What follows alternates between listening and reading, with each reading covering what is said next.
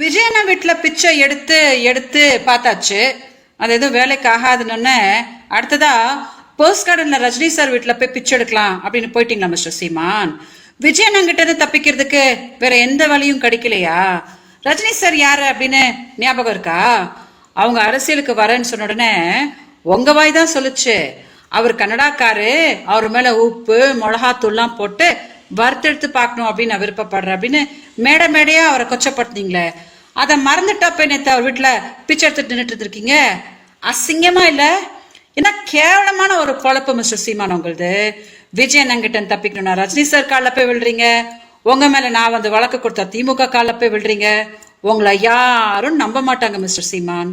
தமிழ்நாடு மக்கள் கிட்ட சொல்றேன்னு, யாரும் சீமான நம்பாதீங்க.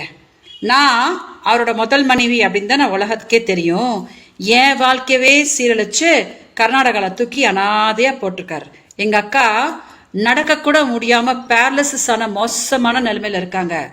அந்த நிலைமையில கூட போன வருஷம் வந்துட்டு நான் 50,000 ரூபாய் கொடுத்துடுறேன் அப்படின்னு சொல்லிட்டு உள்ள வந்துட்டு மதுரை செல்வமன்றவனை வச்சு வீடியோஸ் வாங்கின்னு என்னை ராவும் பகலுமா டார்ச்சர் பண்ணி எடுத்தாரு. அதை தாங்க முடியாம தான் நான் வந்து கம்ப்ளைண்ட் கொடுத்தா என்னையும் திமுகவையும் கேவலமா மேடை மேடையா பேசிக்கிட்டு மக்களை ஏமாத்திட்டு சுத்திட்டு இருக்கிறாரு. யாரும் சீமான சப்போர்ட் பண்ணாதீங்க, ஓகே? தயவு செஞ்சு மீடியா இந்த வீடியோ டெலிகாஸ்ட் பண்ணுங்க. நான் ஏமாந்த மாதிரி தமிழ்நாடு மக்களை சீமான் கிட்ட ஏமாறதுக்கு நான் விடவே